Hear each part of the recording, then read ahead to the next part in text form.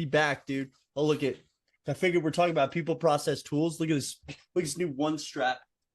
Dude, that's a tool. That's a tool bag. The tool. This is a tool. People processing tools, dude. I was like, oh, Yeah, I've been wearing it all love day. that. We actually got it from our work. It was our New Year kickoff thing. It doesn't fit a laptop, so I was having a hard time justifying the cause of like how I would even use this thing.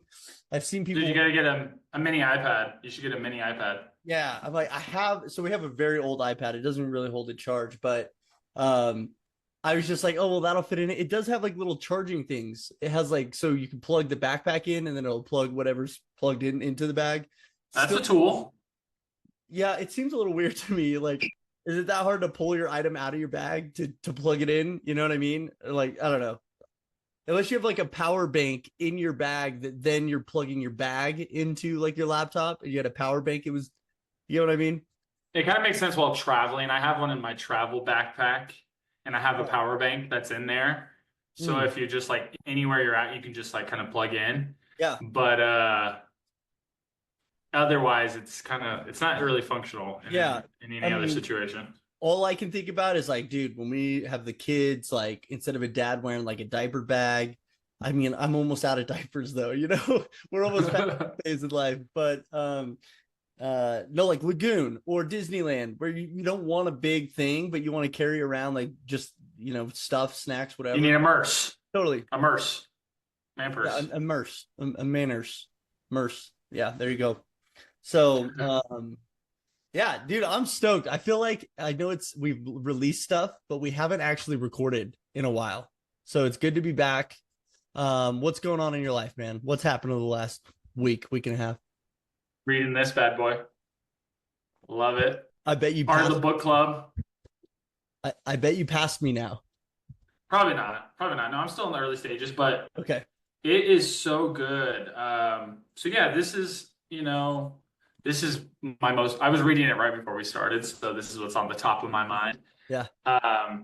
And I just love the whole idea of like giving your power back.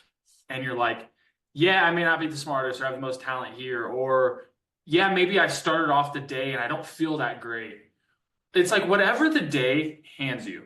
It's like the day gives you a set of cards every day. You may have some different emotions or feelings and different things going on in your life, but what are the things that you have control over?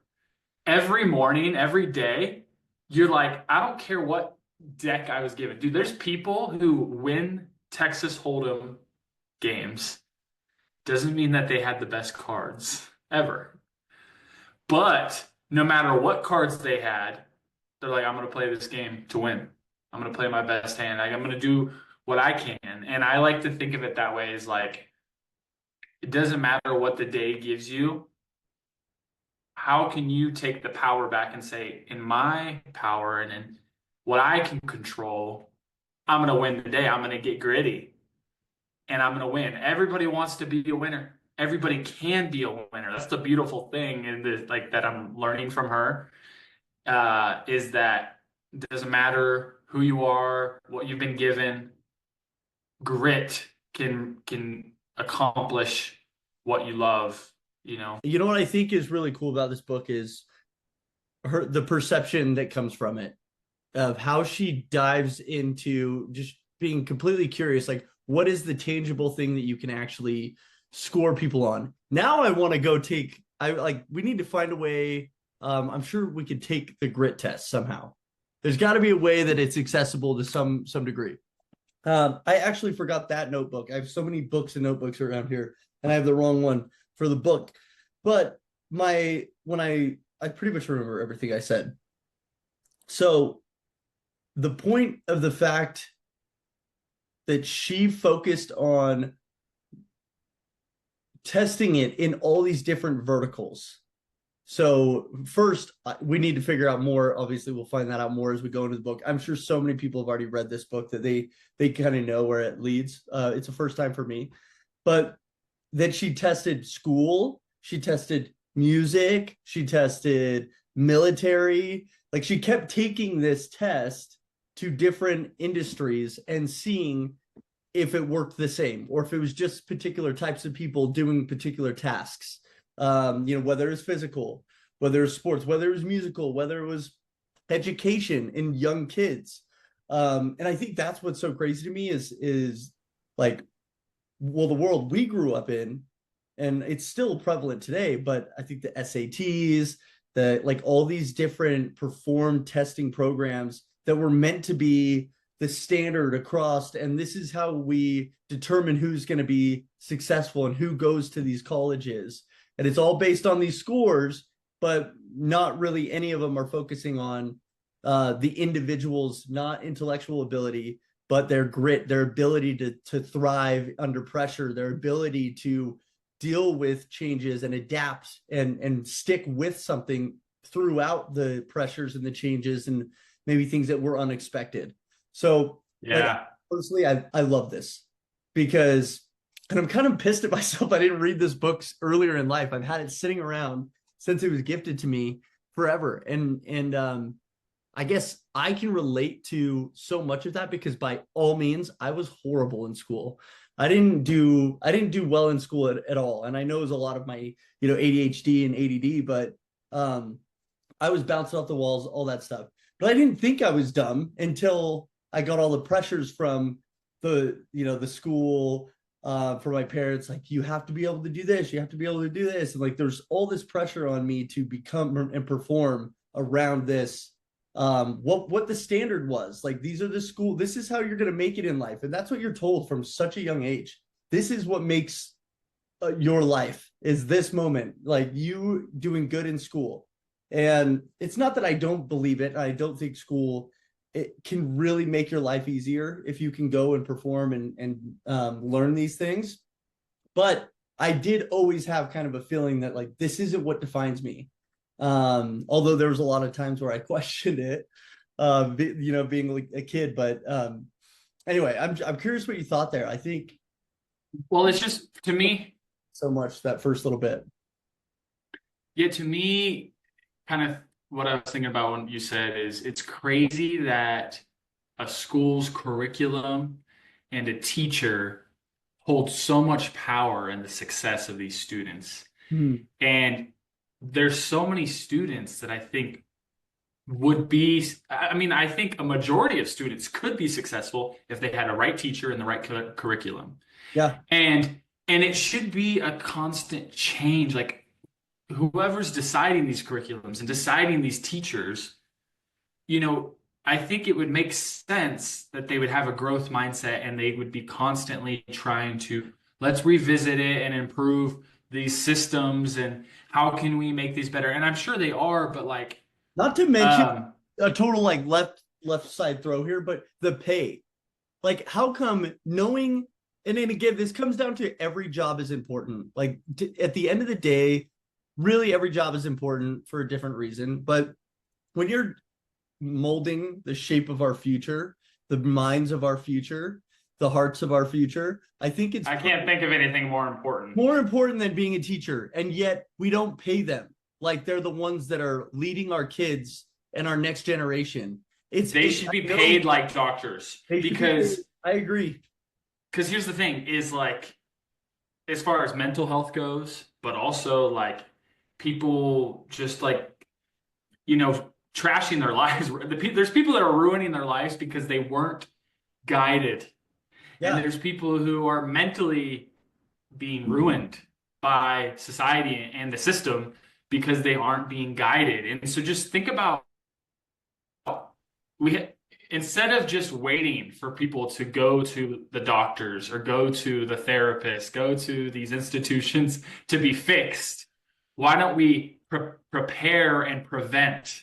Yeah. There's a saying that I like to hear that's like, prepare and prevent so you don't have to repair and repent as much as you do, And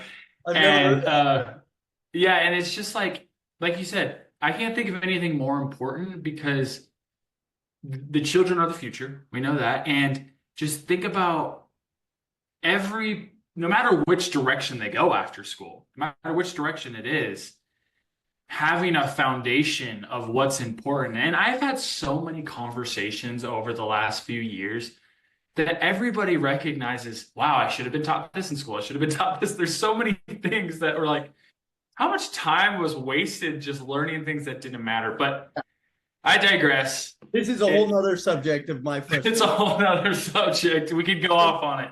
I know. Like, I think there's that, I'm hoping, and I think that it is being revitalized. There's a lot of momentum around even homeschooling and like what, things they need to do. But I think it's especially in this era of technology, kids can go, there's so many ways that they can learn. And online schooling, whether it be in younger ages or in older ages, like it only seems to be getting more and more accessible and more prevalent, whatever, bigger. I know. And everybody's, everybody's starting to go there. So I don't know. It's like, I think it's this battle of, and I think every generation goes through this of like, well, this was my experience, and this is the how I'm making decisions is based on my experience. Well, our kids' experience is already wildly different from ours in just technology and the accessibility of things, and ours from our parents, right? And so we're reacting, and this is something I actually had for a later topic, but I'll come back to it. But the idea that our perspective is based on our reality, and it's based on the experiences we've had to this point. And so we see things our way, and it's maybe a roundabout way of saying like all of our experiences are different, but we choose to experience what we want to experience. Just like that story I shared from Tony, it was like we aren't all experiencing life. We're only experiencing what we focus on, like where our focus goes, whether it's positive or whether it's negative. That's the experience you have because of that. That's what you're focusing on. That's what you choose to focus on. And so naturally that multiplies, and you're always focused on what's negative. That multiplies. You have more things to be negative about. Then this goes back to the whole thing about gratitude. You focus on what you're grateful for, the good things in your life, that you're going to see more of those things, and more things come into your life. That's just how it works, right? Yeah. But yeah, so back to this grit thing, it made me feel heard. Like, I think at the end of the day, that was the biggest thing I took out of it was like, and at one point when I was reading it, I kind of had chills. And not only for, the fact of my own experience and how everything worked out for me going through high school and, having to leave and go to another school and then really dropping out and then finally deciding I'm going to do packets and graduate.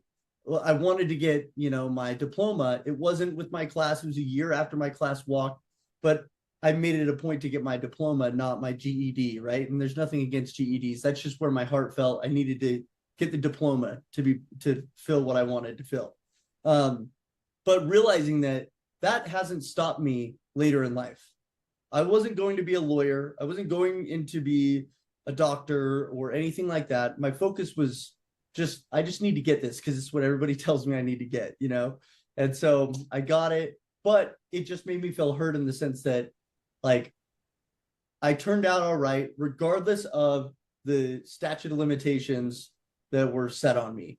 That's not the right way to say it, but the limitations that were perceived of me back then through different schools. I'm not saying everybody, I'm just saying in general, the school norm did not see me being successful in any which way in my life.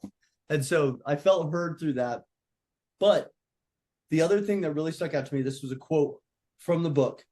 And this was William James. Okay. This relates to the absolute life and what we're trying to do, this social experiment of removing all of our bad habits with good habits. And I mean, down to everything, I'm 25 days, 26 days with no alcohol, no soda, and these things compound. But the habits of like, I'm staying away from the TV, right? We were talking about this, like fill those boring times with either presence or working on little things like writing my book or just finding something that's paying me back rather than watching a TV show or letting myself be that blocked out from myself. if that makes sense, right? Be intentional with every moment that we're spending, whether it is just being quiet by yourself, reading a book, writing, journaling, exercising, playing with the kids, whatever that may be. But this is where I love this quote. He said, where are we here?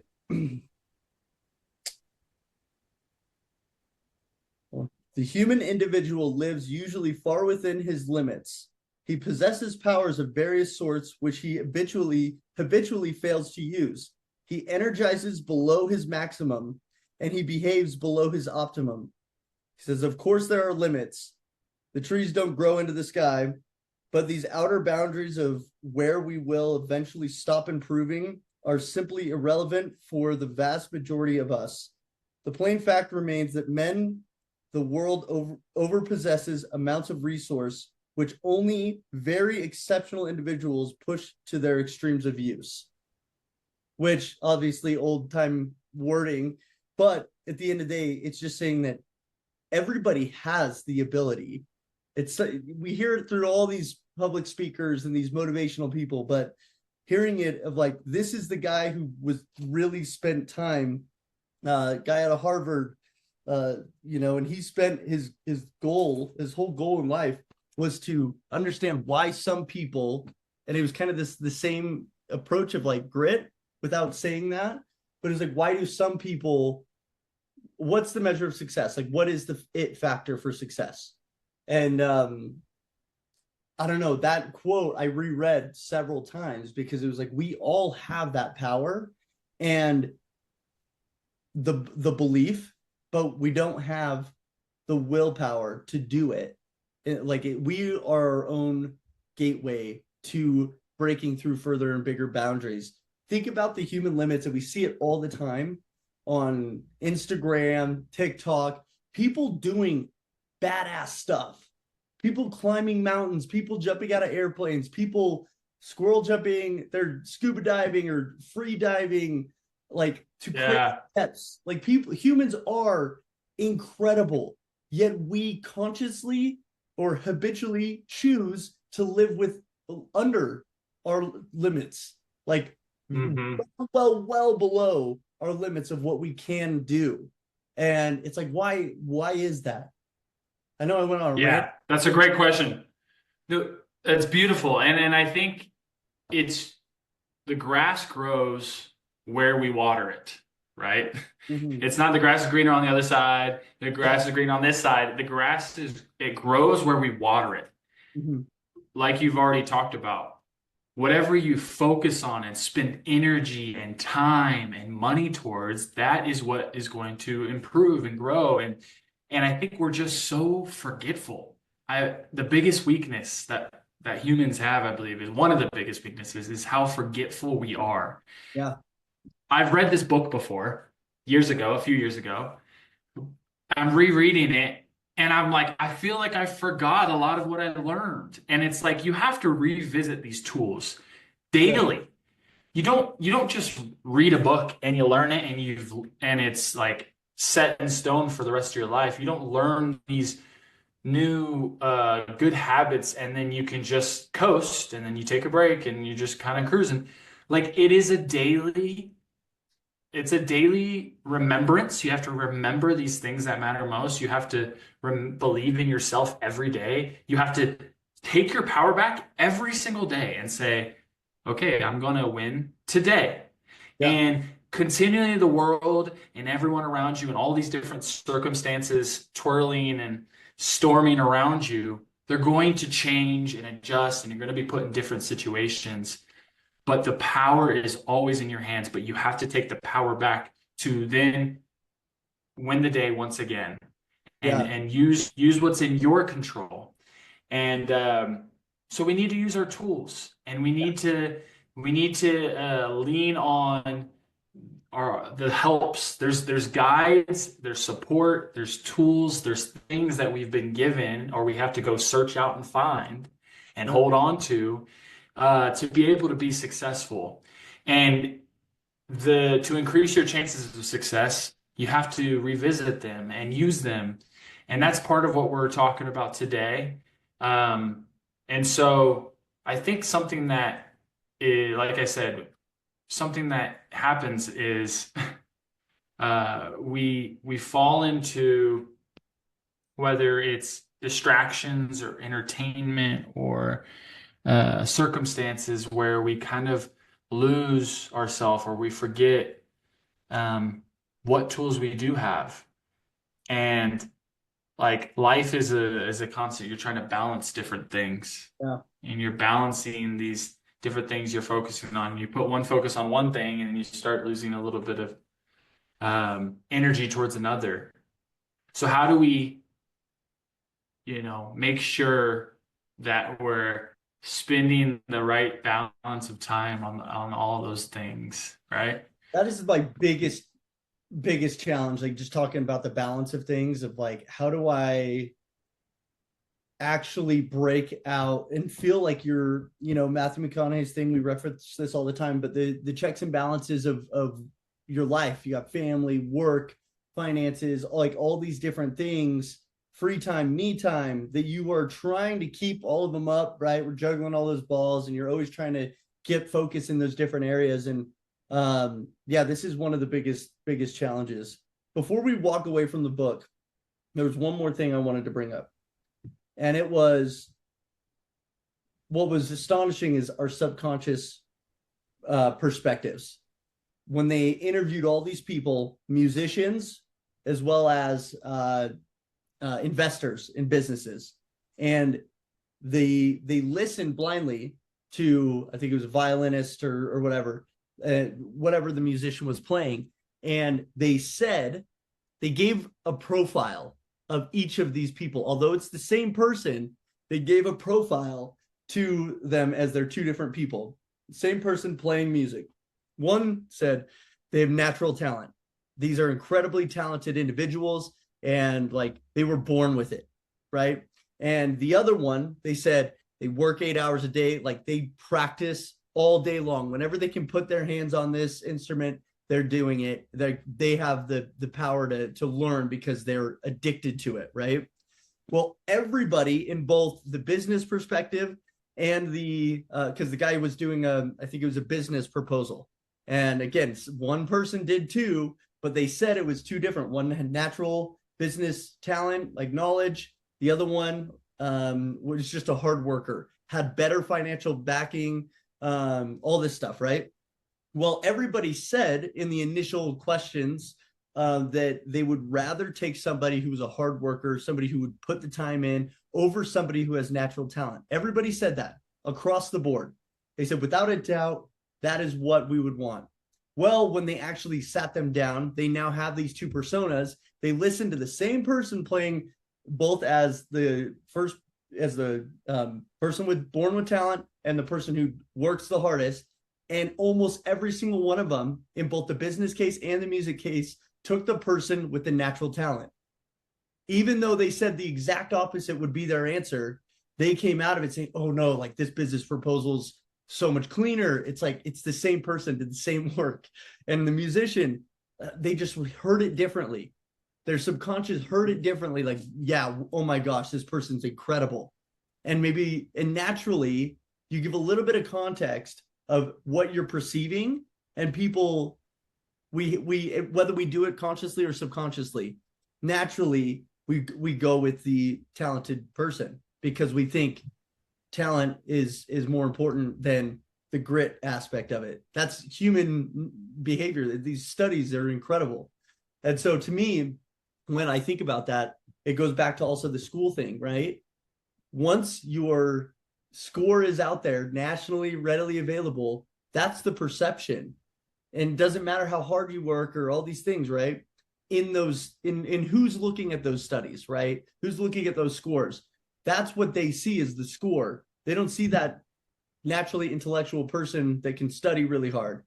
They see the person with, oh, they got a low IQ, they didn't score well on this. Well, maybe they just don't take tests well, right? So anyway, that just made me think about how many different ways we subconsciously make decisions based on what we've known, what our experience has been in life, right? So I thought that was just a remarkable finding. And I guess we could segue over, but unless you have something to add on to that, I just thought that that Well, was crazy. I just want to cap it off with we are reading Grit by Angela Duckworth. And if Yep. y'all want to join the book club, we technically just started. So we're gonna read this for all. This is gonna be our book for all of February. And we're gonna have a different book a month. You can read more than one if you want, but this is gonna be the absolute life book of the month for February. Join us if you like, and We're well, gonna we be can you can join the conversation. Yep. Well, what we're gonna do is once we get enough people in that want to do this, we're actually gonna be hosting book club sessions. So we'll all jump into a meeting like this, maybe in person if we're all local, if we get a lot of local folks. And then we can all talk about it, just like your traditional book club.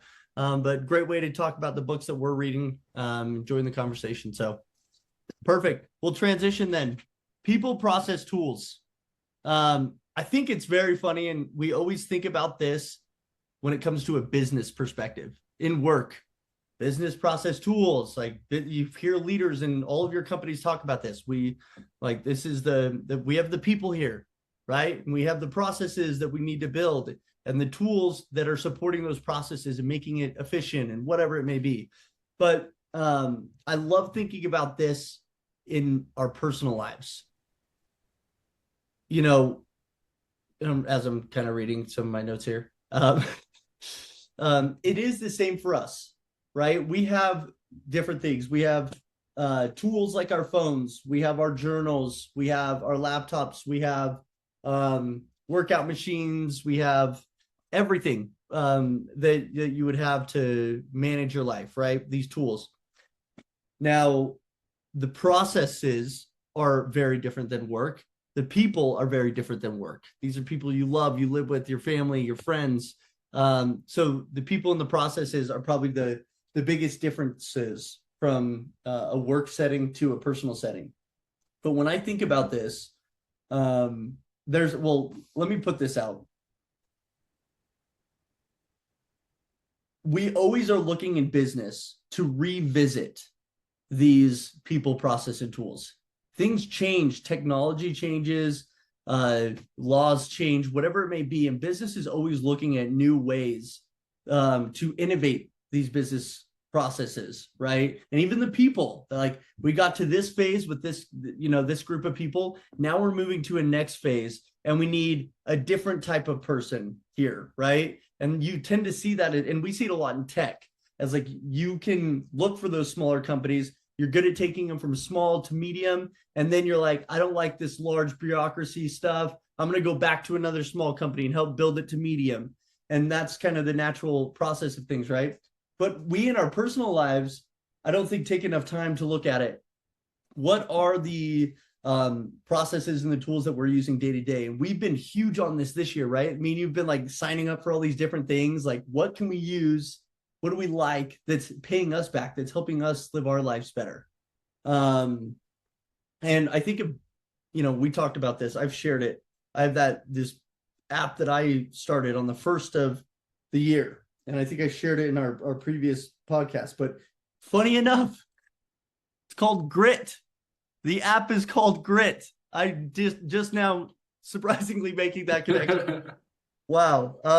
But I started using this the first of the year. This app called Grit. I put in everything that I wanted to accomplish daily, weekly, and monthly. Now, I may not hit it every day or every month. And you got to be honest with yourself. That's where the people come in. The process is good. I built the process in the tool. I look at it first thing every time I do a task that's related to the things I want to do. Every cup I drink, every time I call both my parents each day. If I wake up on time, I check it. If I don't touch it that day. And I know it's going to ruin my chart, but you got to be honest with yourself. But how can you find ways like this that are helping you focus and take the reins of your life better? Yeah, I think all of the tools when it comes to productivity, but even outside of productivity, I mean, every tool that we have to help us be successful is all tools to help us remember. Like this grit tool that you're using you're using it to help you remember Mhm. like your purpose, remember your habits, remember like keep in the forefront of your mind these promises you made yourself, your values, these things that you care about. And and so when you think about this, it's like if you really want to remember what matters most, use these tools. Have people that surround you that are also doing these things. You know how much I'm so thankful for friends like you, Taylor, because you help me remember, hey, these are the things that I care about. These are the things, and then I talk to you about them, and you're, an accountability partner to me. But just by you going out and doing your thing and focusing on what you have, you're a person that I'm surrounding myself with that helps me remember to stay on track. Yeah, And like so I think, whatever process, or tools that you are using, just know that it's so like I don't want to be a broken record here, but it's just so easy to forget yeah. like these things. And so you have to revisit them and you have to be um, you know, make it a habit to use these Yeah. things. And it's not perfect. This is what I was gonna get to is I think like I was gonna say, how many times have you been in this place where I want to open it up to like being like how real this actually is? Because I think the frustration of going through this process, me and you, like you're not perfect every day. We're human, right? We talk about these things that we use every day, and it's dang near every day. There are days we slip up, right? There are moments where we don't do one of these things, but um that's why we keep trying to put these things into practice. That's why in my grit app I want to make sure that I do, like I date my children, right? There's this whole thing you say date your children, get one-on-one time with each of your children, especially uh not that our situation's special, but I'm saying especially when they're so close together, we do everything together. We never get the one-on-one time with our kids, me and Jade, because it's just a group thing all the time. I'm not saying that's bad, but like we want to build one-on-one relationships with our kids. And so I want to make it a point that I do something individually with my kids each week, right? I don't do it every week, but I damn sure try to, and I want to. And that's the frustration, right? So you will forget about this. This is what I did before I had a tool, is I would forget about this. I'd be like, man, I'm on fire. I just did one thing with both my kids this week. I took them both ice skating, separately or whatever. Well, and then a couple weeks go by, it's like that meter starts coming down again because I didn't fill that back up. And that's a meter that's important to me, is that time with my kids individually. And it's again, it will come all the way down, and then all of a sudden another thing's coming down. And then you look at it, and this is where us as humans, we focus on the negatives, like, gosh, I'm not being a good enough dad. Like I'm not getting out. I'm not spending enough time with them. Right. Like, because I think about when they start acting up and they start being crazy, which kids just do anyways, but sometimes I take that onus on me. Like if I was just getting more time with them, maybe they would listen to me better. If I would take the time and go do this stuff, maybe they would have, like, we would have a stronger relationship, that they wouldn't want to push me so far. You know what I mean? Like little things like that. My brain kind of tries to reverse engineer after I've already gotten mad at them. Then I go back and I'm like, shit, this is probably in reaction to something in their experience. But if I can go, so anyway, what I'm saying here is if I can make it a point to have it in my phone that I see weekly, and it notifies me weekly saying, hey, don't forget to do this habit. Like, don't forget to do this. Go take your kids ice skating, right? Like, that's where that process and tool comes into place. And it helps that meter not get all the way down because I'm getting reminded, so that it's not going to empty. And then I'm like, oh shit, I got to be a good dad again. It's like, Yeah. Because kind of keep pushing it because you were reminding yourself, whether it's physical stuff, whether it's for me, flossing 3 times a week, because I used to floss once in a blue moon here and there. Some people are probably disgusted with me, but like it's not something that I had drilled down into my daily routine. And so now I'm like, I know I have to do it 3 times a week. And whether that's Friday, Saturday, Sunday, or Monday, Tuesday, Wednesday, and then I have a break. It doesn't matter. The idea is that I know, because I made it a habit and a process to look at this every day. And I have simple things that are almost a given, like I know I'm going to drink my greens and take my vitamins in the morning and my amino acids. It doesn't matter. I still want to click that button, because that easy habit that I would do every day reinforces that habit of looking at it. Okay, I've drank one of these. This is 6 cups. So now I can check off 6 cups a day, right? Well, I do 2 of them a day, and then on top of some other waters. But anyways, that's the point, right? It's reinforcing that habit and that process so that there is more value at the end of it. So I digress. But my point is, it's hard, and don't beat yourself up for not sticking with it. That's why these processes and these tools come into play. And that's why me and Steven have tried everything. I have a 5-minute journal. I have another journal that has a whole bunch of other stuff in it. And then I have another journal that's just for when I'm reading books, so that I can write my notes and I know it's just for the books. So I'm saying this in an effort to let people know who are listening that don't get mad at yourself, although you will, because I know we did, and I still do when I start breaking these tendencies. But that's why you do it, is so that you get more consistent with it. And it's all a journey of learning what works for you and what doesn't. You know what I mean? Like it's okay to begin again every day. That's what I tell myself, and it feels good. It's like, it's okay to begin again. You begin again, and you kind of recenter. And yeah, I mean, like, there is, and there forever will be, this entire life will be forever opposition going against your success, opposition to make you forget, to make things difficult. There's going to be unpredictabilities of life.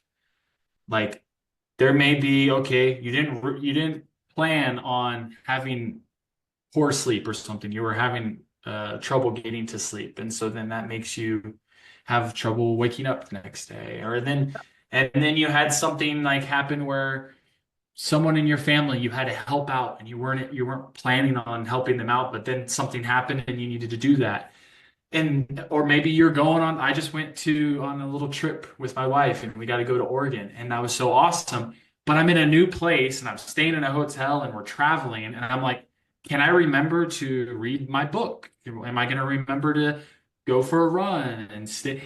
There's unpredictabilities. There's always things that are changing, or just opposition to kind of test you in life, and things, it's not always easy. It's not easy. Life isn't easy.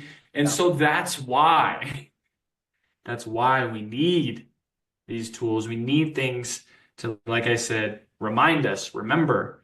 And, we could talk about it time and time again, but the unpredictabilities and the opposition that's coming at you, is going to happen. Yeah. And that's okay. This is a great time to pull in. So Rob Dyrdek, I love that. I mean, if you guys haven't looked up what Rob Dyrdek does, why he's such a great entrepreneur and why he gets so much shit done, it's because he's kind of a mad scientist. So there's a few things I want to share here. He said, life is about the pursuit of this ideal version of you. Same thing we call the absolute life. Like that's that pursuit, right? But he says, the reality you experience today is based off of every action and decision you made in the past. So you think about that. That's just what I was saying about the kids and like how we perceive what schooling should be for them. That's based on our experience. The experience is new. It's different now. They all have laptops. They don't even truthfully, do they even need brick and mortar? I think so for social reasons, but I could argue against it too, right? Go and experience more in the world. You can work from anywhere. You can do school from anywhere. Don't penalize a kid for going on a vacation if he's still getting his work done on vacation, right? It's a whole new world and their experience is different. But seriously, the reality you experience today is based off of every action and decision you made in the past. So that's our reality right now because we chose to start making decisions. We started to make this little business and this podcast, and we started somewhere. And now our reality is we're kind of getting comfortable with it. We're starting to figure out things, right? But the actions we're taking today to further push ourselves, in our personal lives, in our work lives, in our absolute lives here, we're setting up for a reality that it's from the experience that we are cementing in every single day and the process and habits that we're doing every single day. That's what's setting up for a year from now. We're going to look back and be like, this was the best year of our lives in what we were able to do and what we were able to achieve in our own personal life. Like, yes, Yeah. something goes far with this, but at the end of the day, we do this because we're addicted to the pursuit of a better version of ourselves. Our absolute life is continually striving. It's always going to be in the future, right? That's what he said. It's like, he says, what is it? Okay, never mind. I didn't have it written down here, but he said something along I thought I had it. Well, yeah. But So like it's kind of like what we were talking about earlier today on the phone was like when a lot of the culture of today, I mean, it's just like the reality of the world we live in is constant need for entertainment or dopamine hits, and it's everywhere and it's set up. We have TVs in our rooms and we have TVs in our pockets. Like we have these entertainment devices in our pockets, and but to have this pursuit, this constant pursuit, to try to create this reality, the crazy thing is, it's wild to me that we sit here and watch movies and TV shows of people living their absolute life. We sit back and just witness people creating these wonderful things and creating these wonderful lives, and they're making a movie of their life, right?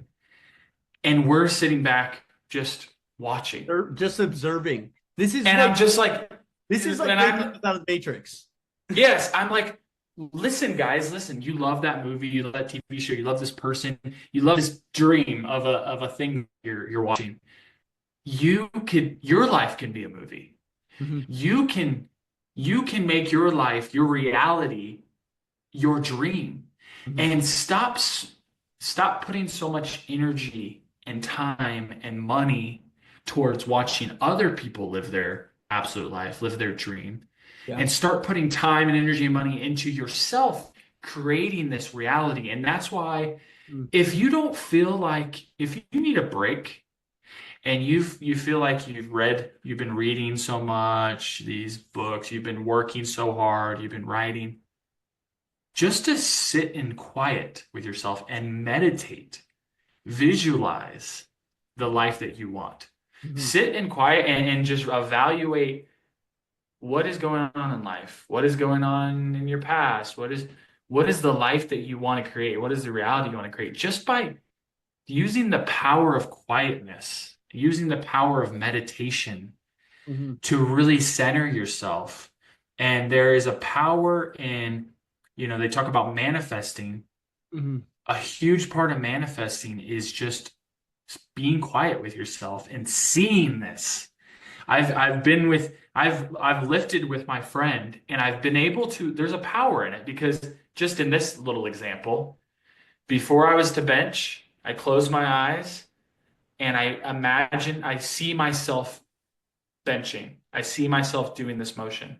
And I was able to lift a little bit more than I was with if I didn't do that. Right. And, that's the same thing. Part of manifesting is when you write it down, you draw a picture of it, you have a vision board. These are all part of creating your movie of a life. This is creating your dream reality. Stop watching other people do it and put your time and energy and money into being yours. Yeah.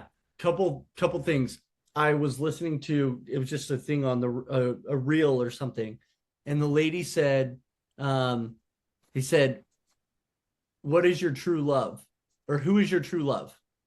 And the lady said, I tell my daughter, her true love is herself. because if you're willing to put the time into perfecting yourself, taking care of your body, taking care of your mind, taking care of what you need to be happy, like your true love shouldn't be, and again, take it with a grain of salt, however people want to take it. But I'm saying the idea is that you are taking care of yourself. You love yourself enough to not negotiate on things that don't align with your true self. You're not willing to bend for somebody else. Like these are things that you're doing for yourself. It's not about not being a friend to somebody or not being willing to do something for somebody. It's that you have your own boundaries. You love yourself enough to have boundaries with relationships, with substance, with all these different things. So think about that. This goes right back to that. If you want this best version of yourself, you're so dedicated to yourself, why would you waste the time? And I'm not saying TV's bad. I'm not like, maybe this isn't where you want to be heading, right? But my point is if you truly want what's best for you, then you shouldn't be letting yourself drink those drinks or whatever it may be that you know are bad for you. So at the end of the day, it's just you're your own filter. Nobody's going to do it for you. And so if you love yourself enough and you want something so great for yourself, you're going to sacrifice these things. And at the end of the day, this is where I'm starting to realize after the last 2 years of my life and like kind of going back and forth on lifestyles and like really starting to dive into more of a sober experience in life, I'm noticing that it's not as much of a sacrifice now as it was when I was first changing these things. It takes time. That's what I'm saying. This started last like 2 Octobers ago, and now I'm just starting to really see that these changes I was making aren't as much of a sacrifice now. Now it's a respect thing to myself and knowing what I want to do tomorrow. I don't want to drink today or tonight or whatever because I don't want to deal with the consequences tomorrow because I have more shit to get done that I want to get done. I want to push myself to the next level, right? And I'm just using my experiences. Like I went back and forth over the last year, of like, okay, well, now I'm going to let off the gas a little and I'm going to, and the drinking thing is just my own reality. Like this is where my head's at is like, I've spent so much time doing that in social settings and, watching sports and things like that. And that's where the sports comes into play. Well, if I'm not watching sports, I'm now not watching sports that I don't really care about because it's not a social thing and I'm not drinking. And so these little things, and then you reanalyze, right? We reanalyze what is paying us back. And this is where it's never ending. It could be a relationship, it could be a friend that it's dragging you down, or it could be, like when I first got rid of the video games, it was like, that was the biggest commitment to myself, like to get rid of an Xbox that I've had for over a decade. And that was my source of entertainment. Well, again, I was numbing myself from this experience of life that I wanted to live. And again, I felt like I'm made for something better and I could do a better job. And even now realizing all this free time I have, I've filled it up because I have to, or else I'm bored. But I'm a better dad. I'm a better father, a better husband, sorry. Better colleague, better friend. I'm better to myself. Most importantly, the way I treat myself, the way I talk to myself, the way what I expect from myself is more, and I hope people can get to that if they're again, not everybody needs saving. I'm saying this from, I felt like I need saving and I had to do it for myself. Right. But a lot of it slowly going through this process. Yeah. And obviously I think it's clear that in moderation, whether it's TV, movies, TikTok, Instagram, video games, all these different forms of entertainment or that could become distractions. Obviously, we're not villainizing them. If people have some of it in their life, great. And I hope we don't have to say that too much.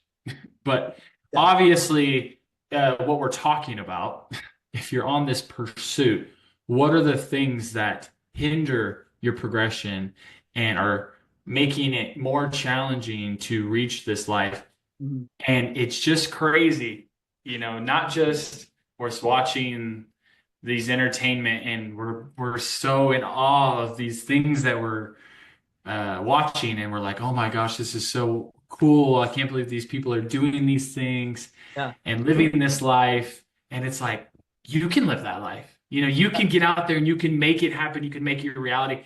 Even on sports, it's a big one. This is like it's a prioritizing. We're not saying those things are bad, but are they your priority? Yeah. What is it that you really want? And if it's what you really want is creating this reality in this life, okay, well, you might need to spend some more time and energy elsewhere. Mhm. Sports has become a huge thing, and it's kind of part of this like social paradigm, Yeah, fair this construct that has happened where um, crazy how much time, energy, money people put into sports, enough. and they'll buy a jersey and they'll wear somebody else's name on their back, Yeah. Mm. and they're not even they're not even putting in the time and effort to represent their own name, their own last name, their own family, their Mhm. own life. It's like you're rooting for this team. Come on, we want you to win. And you're not even rooting for yourself to win. Uh-huh. You're not even like putting that same passion to root for your own Yeah. family team, This your is own where, personal yeah, self. we're Isn't villainizing that crazy it. though? Yeah. No, but like I'm not saying that sports is bad. I'm about to go to a sports game tonight. I'm going to the Cincinnati BYU game. My I dude. love Yeah. sports. I'm just saying if it becomes a higher priority than your own success and your own family success, and you're not like, then obviously like, I'm talking to myself. Mhm. This is something that like it's crazy that we kind of it's kind of a brain blast or like a mind um It's more, I think, a knock than anything like to the entertainment industry, which it's like a trip because like that's obviously what we're trying to do here is promote something, right? But what's so fascinating about it is we've all been into it. We've all done it. We all, yeah. and that's where I look at my dad and he's been so, whether he knows it or not, instrumental in my thought process because he didn't even have like internet at his house. And he would just like sit there and he would do so, but he would always be getting stuff done. But I'm saying at night, he didn't have TV. He didn't have, he had antenna TV, so he'd be watching cooking shows or something, right? But his focus was never on like filling his time with these ways of entertainment, sports, whatever. He would watch it, but it was never the schedule item. He never scheduled his life around that, right? And he never has. He has it. He's just more old school, And I always wish I could do that. Like when you think about it, we got NFL Sunday Ticket this year for this season, dude. I would my Sunday. It would like think about this Sunday from 11 o'clock till 9 o'clock at night. If your fantasy football team, you're watching all your players, and not everybody does this, but like I would want to watch them and like be cheering for them, da, da, da. And it's like that is your whole effing day, man. Like I just wasted all of my Sunday, one of my days, for me to work on me and do things that are for me, not when I'm working for a company. This is my day, and I just wasted it watching football. Nothing wrong if that's what you want to do, but that's where I started looking in, and I was like, how am I going to get anywhere if this is where I'm posting my time? And I think if you look at all of the people who went through the journey of becoming self-made and making all this money doing their own thing, they weren't spending their time doing that in the grim days of early days of trying to make something, right? And I think like they said, what is it? Cody Sanchez says, she said 70% of millionaires have ownership in something. So naturally we think, well, millionaires have probably inherited and this and that. 70% of them had ownership. Like that's a crazy reality that people don't realize. Like we think millionaires just got lucky or they were at the right company and at the right role. That's not the majority of them. They were mostly invested as an owner in some degree in something, and that's how they made it. That's an so that's saying 70% of billionaires are self-made. That's what we're saying here. That's insane to me. I think if you truly want financial freedom, you have to get into owning something. We're taking a total right turn here.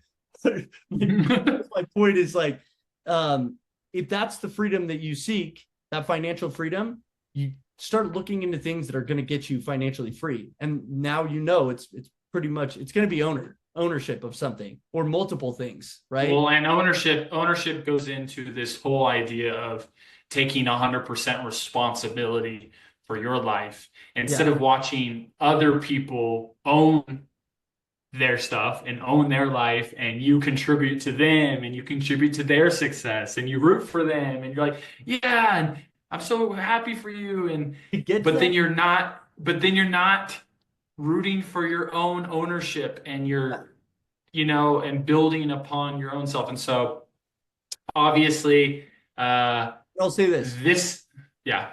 This isn't everybody's dream to be, financially free and to own stuff. I get that. So I don't want to, again, say this is the only way, but a lot of people like the freedom of remote working, and it's not about achieving that state or whatever, right? Everybody's experience in life and what they want to experience is completely different. Some people want to be a nomad and experience different jobs and live in different countries. And man, I wish I could have that life. But, I think again, what is your, but don't just do something because it's always been done, and don't because what everyone else around you is doing it. And like all we're saying is like create some intentionality and maybe ask yourself some questions of like, is this what I really care about?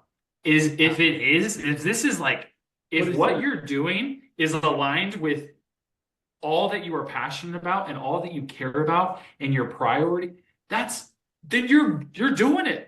Yeah. You're living your best life, and you're in alignment with like the greatest. All we're trying to do is, if you never ask the question, if you never start to stop and be like, hold up, is this really like what I want?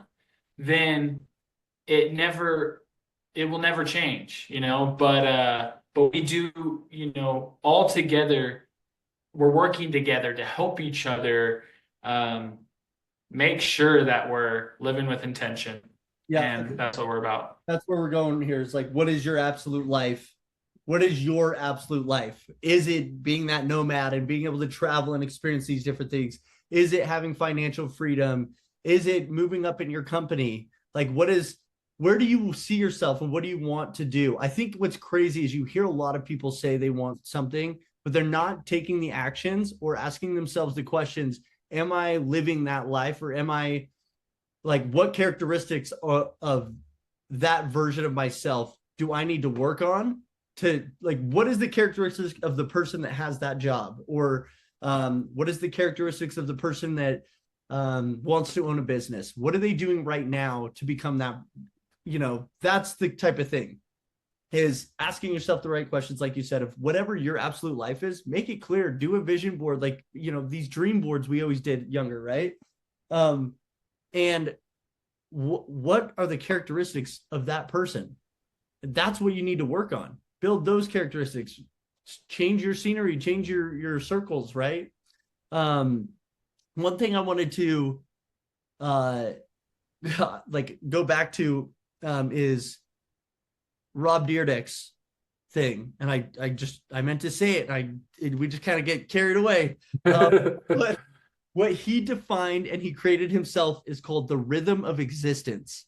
So this is what's so insane, is he wanted to use his time with absolute intention, is what he said. So what he did is he tracked all of his time doing everything, and I mean everything. Like when he made dinner, how much time did I do to make dinner? Was that a good meal? He tagged every hour, and I think even down to every minute. Then what he did is he and we don't have the luxury of hiring somebody to do this for us, but what he did is he hired somebody that built a diagram. He did it for a year. So it's almost like how I said, I want to do this year. And I said, if I do this whole year and I get rid of all the bad habits, all the habits that aren't paying me back, and I replace all of those habits every hour of every day with something that is paying me back, whether it's writing in my journal, whether it's writing my book, whether it's working on the absolute life, recording podcasts, my actual work, spending time with my kids, like these are all things that are filling my buckets up, right? If I did this for one whole year, what version of me is going to be waiting at the end of the year, right? That's pretty much what he did. But then he got a percentage down to the day, week, month, year, minute, hours of how much time he spent doing different things. So Oh, wow. he added it up, and this is where he said, I think it's 7. If you sleep an average of 7 hours a night for every night of your life, it was something like, I think it was like 37% of your life. Maybe it was 40, but it was something crazy like that. And it makes sense, right? That's like 7 hours is. Well, you think of a day, 8 hours is a third, right? Yeah. So 8 hours is a third. 37% of your life, 36% of your life is spent sleeping. Now I know people are like, oh, well, I love sleeping. Like, what do you know what I mean? What do you get? I can 10 hours. I don't know. It's like, no, but the point of this math problem is saying if 37 or 40% of your life is spent sleeping, why would you waste the other 60% when you add in work, like these 9-to-5 jobs or whatever you're doing, you add those in, how much extra percentage do you have to do the things that actually are experiencing life? Whatever your absolute life experience should be, why would you waste any more time than that time that you have? Like, so he tried to automate every process in his life, everything he did, like from the meals to, he's like, if I paid to have my meals made, that's saving me 2 hours a day to make my meals and eat them because I don't have to do any of the prep work or anything like that. So in his mind, again, he has the money for it, but he's like, I don't want to waste any precious time taking away from all these other things. And that's why he was able to own and be a successful, like at recording TV shows and all these different things, to where he could go in and clip and record a TV show within an hour and spit it back out. And like every aspect of his life, he buttoned up and cleaned up the process, automated what he could, and made it as smooth of an engine that he could. And therefore, it's paying him back dividends, because the time he gets with his kids, his family, the time he gets to travel, and the way he automated things so that he's not busting his butt doing all this other crap that is more of the in-between stuff. So the reason I bring this up is just because that's a whole lot of time. 37%, which I think most of us sleep more than that, right?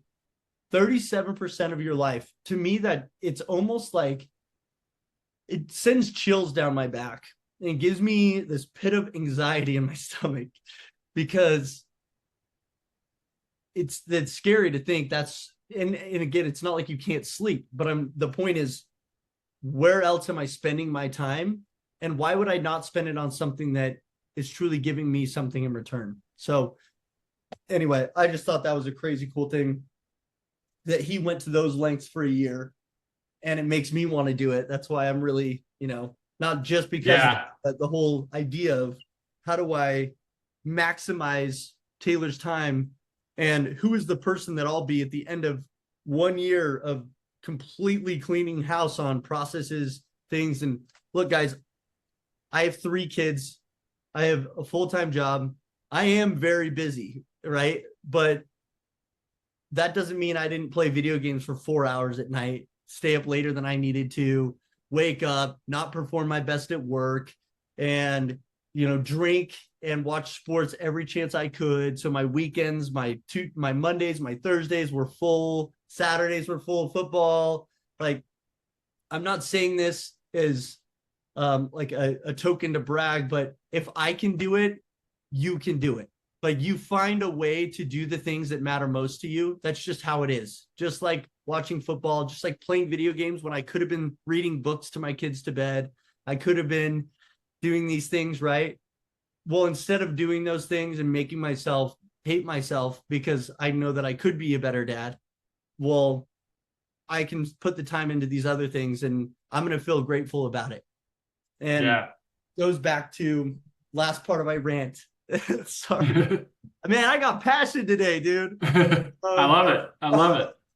going back to my rant of like this 5 minute journal, these people process tools, like this journal, I write at the beginning of the day, what would make today great?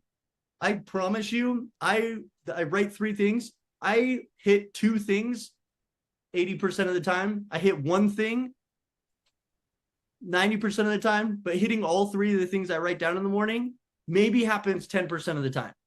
You know what I mean? But at the end of the day, I do get to say what I did that day. And that is important for me to say, did I do something that made me feel good today? Like, can I feel accomplished from what I achieved today? That is, if anything, what I love most about this journal. The gratitude parts are always good. Like what you're grateful for, put yourself in a state of being grateful and gratitude, right? But for me, and everybody gets different things out of, these practices. But for me, at the end of the day, I can say, I feel good about that. I feel good about what I did today. I feel good about the time I spent with my kids. If that's what it was that day, I feel good about finishing our website and, being able to actually start selling this swag, whatever it is. Like, I want to say, damn, I had a really good workout. I pushed myself harder than I was planning to, or whatever it was. I just want to be able to say, damn, Taylor, that was a good day. Good job, man.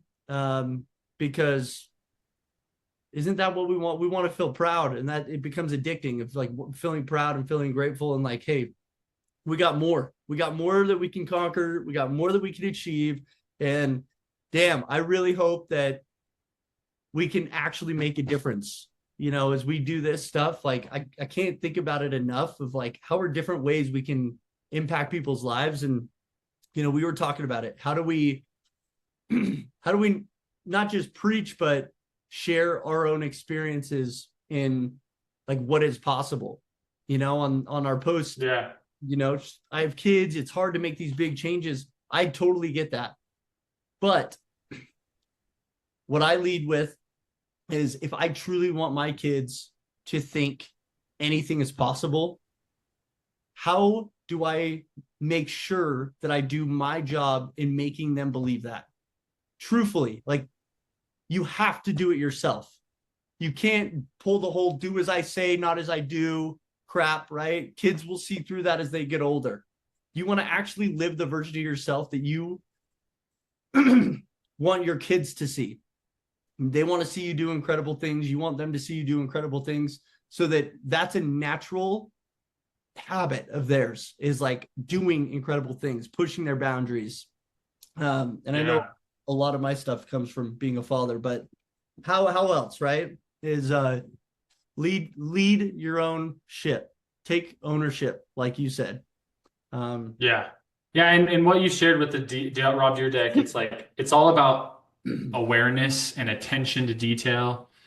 And no matter what your situation is, or what you desire in life, these are some key things that have helped us, and we have to continue to do, is we have to continue to bring awareness. How often I feel like something's missing in my life, or I feel like something's off, or I'm feeling sick, or mentally just, needing like a check-in, or whatever it is. Like, and the same thing that I have to do is I have to bring awareness to, okay, well, what am I doing? And, how am I talking to myself, and how am I spending my time and my energy, and what am I missing, right? You have to give the awareness and attention to detail to be able to make a change and realign. So I think as we wrap up for today, just like kind of a little summary is, first of all, it doesn't matter what your situation or circumstance, everybody has the power to control what they can control, begin again, and win the day. Mhm. And there's Like, people, tools, and processes that you can put in place to help you be successful, to help you remember what you care about, a 5-minute journal or whatever it may Easy. be.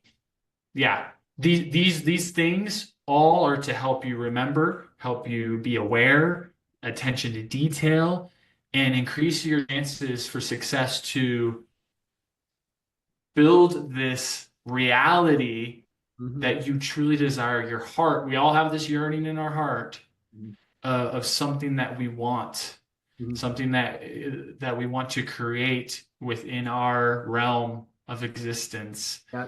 And it's possible. You just have to use the tools, the peoples, the processes, all these things to help you build and create.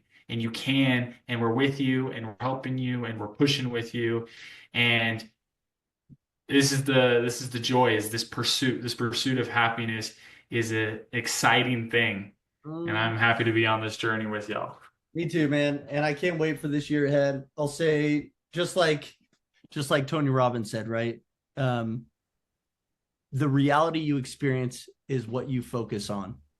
So all our situations are different. Some of us have kids, we have families, some of us are dealing with, life-threatening diseases, and there's a lot of different things that we have to hurdle in our lives to, and it's so easy to let those take control of how we want to experience life and where we're going to focus our mind, right? We can focus on, well, I got shit luck, and that's where my life is going to, I just have always had shit luck, and that this is where it's at. Play the victim, and take the power out of your hands and put it in the It's world's hands. it doesn't matter if you take ownership, you can change your reality. You can be grateful for being given this opportunity, being given the perspective of what it's like to deal with this challenge. It's only going to make you better. It's only going to make you stronger if you let it. If you choose to take that opportunity. I love what Tom Brady says. Opportunities are going to keep coming. The reality of what those opportunities mean is if you're ready for them. Yes. Love I this. love So I love Tia, our friend Tia. What she says is like every problem or challenge or anything that comes your way, anything that's just like sucks to deal with, an opportunity is really what you can call it. yeah. It's all opportunities. Kobe Bryant said, every bit of opposition is all an opportunity to rise. Mm-hmm. Let's rise up, y'all. I Let's love it. rise up. Hey, Let's win the day. greatest shout out ever that we get to say from our side now is we officially are live, guys. You can go buy your sweatshirt. The retro line is out. Again, these are probably a one-time drop, and then we want to create new ones. This is our creative outlet. It's good quality stuff. Great quality stuff. This is our outlet to create really cool stuff that we want to wear. So, we're not selling these off the shelves like crazy. We're going to make one line. We're going to create new ones, and then we're going to create new ones. We're not going to go back and recreate these unless there's a reason. Unless by popular demand. Unless we are selling these things off the shelf. But this is the first retro line. There's going to be a lot more to come down the road. We're excited to bring all of our ideas to you in the form of clothing. We want to hear your ideas too. Like, we got some ideas, sweatsuits, some hats. I don't know. We got things brewing. So let us know what you think. Go check it out. If you go on our website, you can sign up, get a 10% off code. Remember, 10% of all sales go to the Suicide Awareness Foundation. Close to our heart. Love the foundation and what they do. They keep the hotline alive, all of that stuff, so that people have the resources if they're in those places of doubt. So go check it out. You can see the check out our website from it's on our channel. It's somewhere. You got it. We can't wait to talk with you guys next time. We'll see ya. Thanks, y'all. See ya.